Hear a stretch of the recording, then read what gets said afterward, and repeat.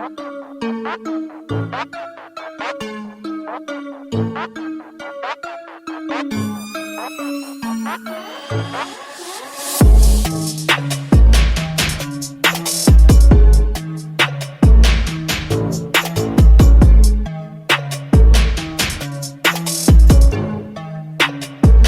and welcome back to another podcast episode. Today, I brought on a very special guest, U.S. youth cricketer, right-handed batsman, a draftee by the Atlanta Param Veers, Mr. Viraj Vaghela. Thank you so much for coming on, man.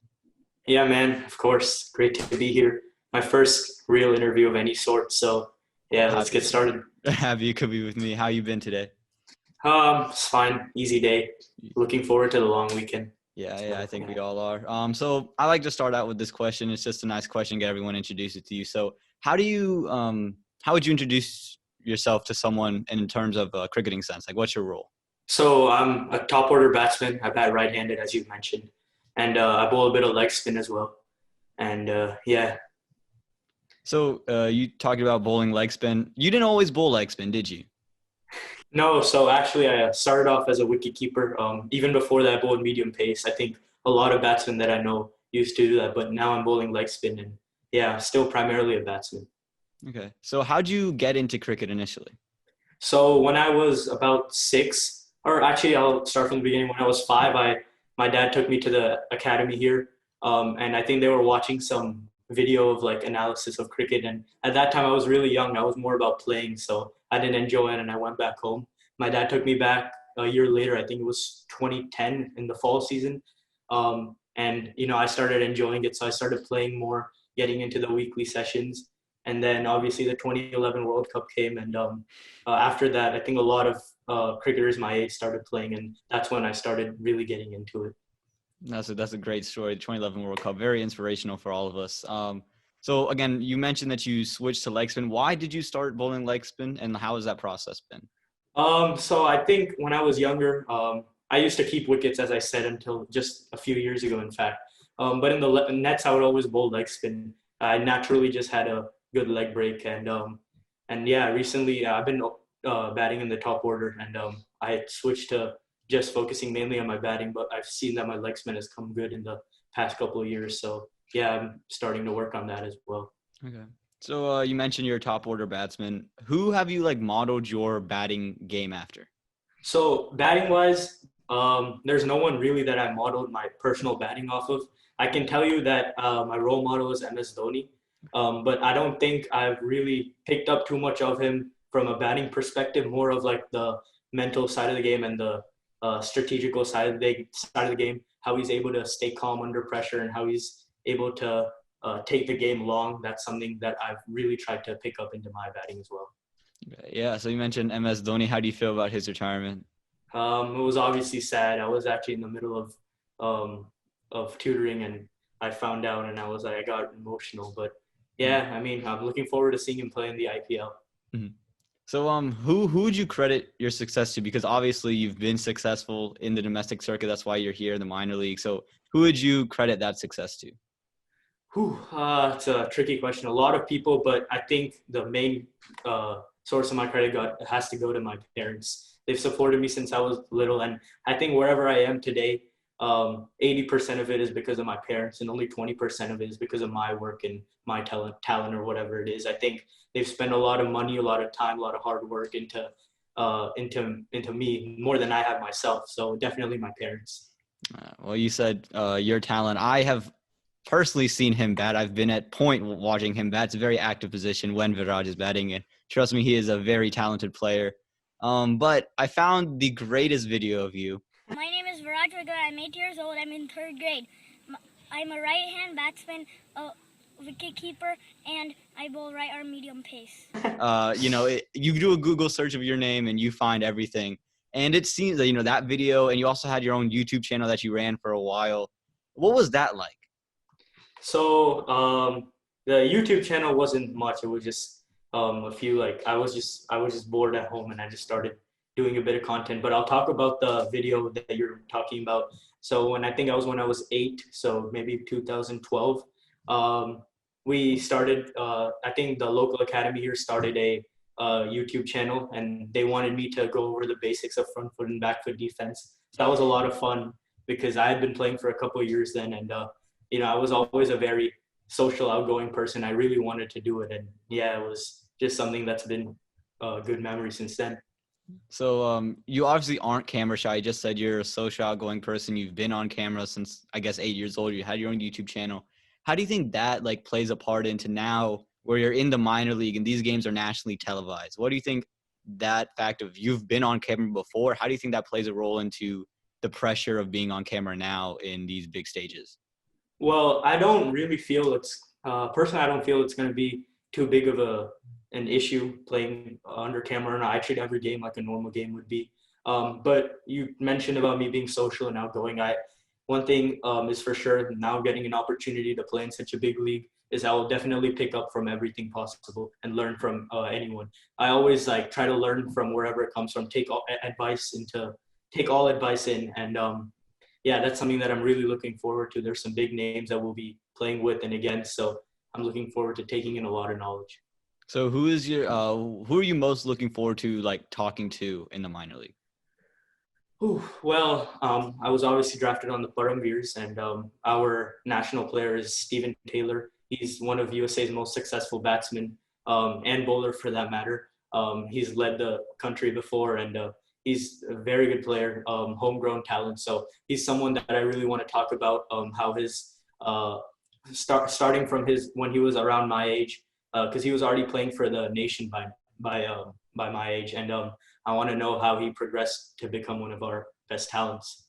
Yeah, everyone in North Carolina remembers Steven Taylor. I was there when he hit the biggest six against Canada. Yeah, that was incredible.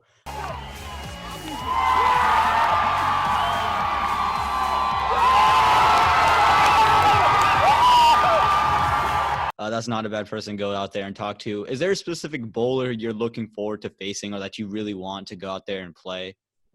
Depending like who you play against or even the nets, is there someone that you really just want to play? No, nothing like that. I'll just take whatever comes. I know for a fact though that it's going to be one level ahead of what I've been playing right now. So I got to get adjusted and used to that as fast as possible. And yeah, I'm really looking forward to whatever comes, all the challenges that I face ahead. Yeah. So you talked about you trying to get yourself adjusted to that level of play. How do you plan to manage that with also being a sophomore in high school or a junior in high school? Yeah, junior. Well, I mean, school is online right now, so I think I'm going to take that into my advantage. Quarantine helped me a lot because I had a lot of free time, so I got to learn more about my own game, even though we didn't play as much. But yeah, that's something that I'm going to have to manage. It's something that I've been having to manage. But I don't think it'll be too much of a difficulty because right now we're not in school. Right, so you just talked about COVID-19 and the quarantine gave you some time. How has that affected your cricket training, your scheduling, your gameplay? How has that affected your cricketing game? Well, I think something that I was blessed with is recently there were outdoor nets put up it was about 5 minutes from my house. So it was something that I was able to take advantage of because they opened up pretty fast. And yeah, I try to maintain all precautions, wear masks, social distancing whenever I can. But yeah, I would always try to get out there and play as much as I can. And more importantly, when I'm at home, reflect on my own game in previous seasons, see how I can better it, reflect on my own mindset. And yeah, I think now it's time to implement whatever we've been learning onto the field. Okay. So you just talked about, you take the precautions when you're out there practicing. With the minor league, you'll probably have to do some traveling in certain matches if you're off of school or something. I don't know how they're going to work that with the younger kids, but say you do have to travel. Are you worried about going on a plane and going to maybe San Diego or New Jersey? Are you worried about going to those kind of places where maybe there are bigger spreads of the virus? Well, I mean, first of all, I think it's happening in spring next year. So hopefully by then we'll have a decrease in cases globally for that matter. But that's something that we're going to have to adjust to if we're playing a sport. Athletes do that all the time. They're having to do that right now, international cricketers. So, I mean, that's something that we'll have to take full precautions. Like I'll have to be I'll have to try my best to be safe. And yeah, I mean, I'm just looking forward to the experience that I get from playing out there. So we'll see as it goes. But hopefully by then, really, I would want cases to decrease. I mean, yeah. I think we all want the cases to decrease. We're hoping in the spring we can get some kind of maybe vaccine or something to happen that can ease the spread of this virus. But let's focus back onto the minor league. And this is the first time this has happened. So you were one of these players who one of the first people to ever be picked on a minor league team. So how did you come to know that you were drafted? Was it did they tell you? Did they email you? Or did you just find out with the rest of us through social media? So it was actually a very interesting story. Before the registration happened, I don't think I was going to sign up. And then my parents were like, nah, just do it. So I ended up signing up a little while Thank before. God for your parents. Huh? No, I mean, I'm pretty sure looking back, I probably would have eventually signed up as well. But at first I was a bit hesitant, not knowing like what exactly was going to happen. Mm-hmm. But then, yeah, obviously I signed up. And I didn't even know that the draft was happening that day, because what happens is 3 U21 players in each team get picked before the draft, and I wasn't among those. But then the day of the draft, I was actually in tutoring, and we had a break, and I started seeing messages coming through from my league team saying congrats. I'm like, what's going on? They send me a link. I opened the link and I see I got drafted by the Param Veers, and I was elated. I was very happy. And yeah, so that was basically what happened. That's a cool story. Like we said, no one really has ever had this experience before. You're one of the first people to ever go through it. So I'm sure that's a pretty cool thing to hear now. So now you're drafted, you're on this team, and you've talked about it. What are you most looking forward to in this minor league? Specifically, what are you most looking forward to?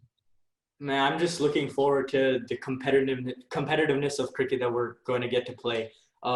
You don't get that sort of level in local leagues and in youth cricket. But, even if I don't get an opportunity to play, it'll be a great experience learning from the pros. And, yeah, I'm just looking forward to learning a lot. That's the main thing. Thank you so much. I really appreciate you taking time out of your day, out of your long weekend to come and talk to me. I wish you nothing but the best in the minor league and in your future cricketing career, as well as just your general future star for the Atlanta Param Veers, Mr. Viraj Vaghela. Thank you so much. Thank you so much, Aaman. It was a great pleasure to be here. Looking forward to linking with you again sometime soon. But yeah, good luck. I'm really loving this series. I've seen all the episodes so far. And yeah, good luck with Thank you so much, man.